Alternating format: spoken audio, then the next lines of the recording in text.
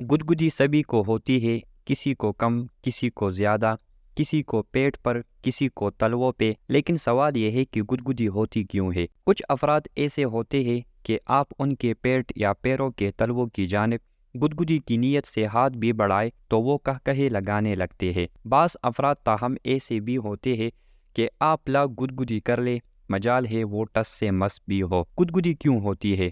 گدگدی سے متعلق مختلف سائنسی تصورات موجود ہیں۔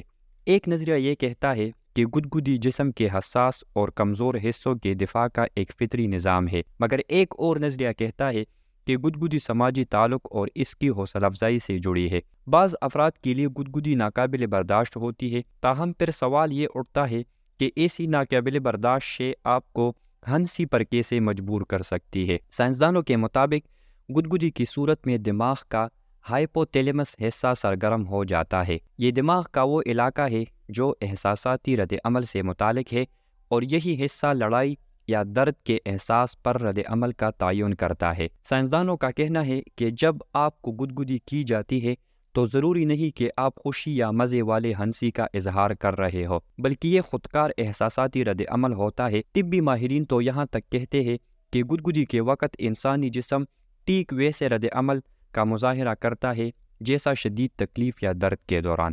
6 ماہ کی عمر سے بچے گدگدی کے احساس اور رد عمل سے روشناس ہوتے ہیں۔ سابقہ سائنسی مطالعے یہ بتاتے ہیں کہ گدگدی کے وقت جسم کے درد اور چونے سے جڑے ریسیپٹرز حرکت میں آتے ہیں۔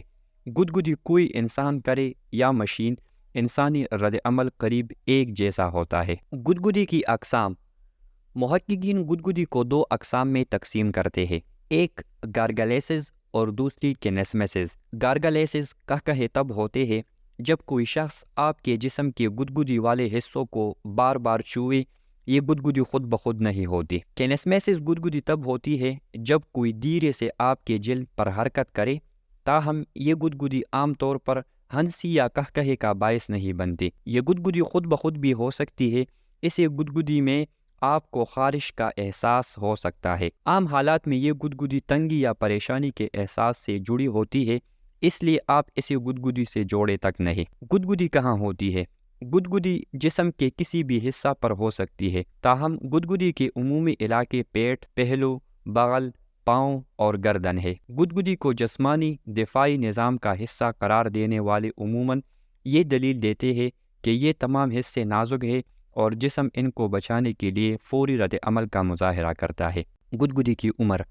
نومولود بچوں کو گدگدی نہیں ہوتی۔ سائنسدانوں کے مطابق گدگدی کے احساس کا آغاز نومولود بچوں میں 4 ماہ کی عمر سے ہوتا ہے، جبکہ گدگدی پر رد عمل کا آغاز یہ بچے 6 ماہ کی عمر سے کرتے ہیں۔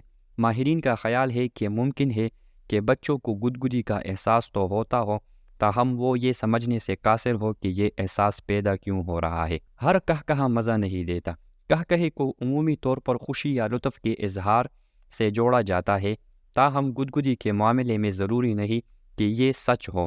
بعض افراد گدگدی پر پرلطف کہے لگاتے ہیں اور اس کا لطف لیتے ہیں، مگر بعض افراد گدگدی سے بالکل لطف نہیں لیتے۔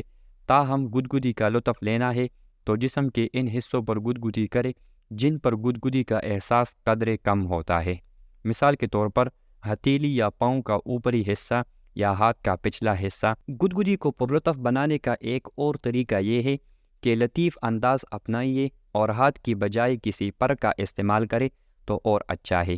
گدگدی کا لطف لینا ہے تو جارحانہ انداز ہرگز مت اپنائیے۔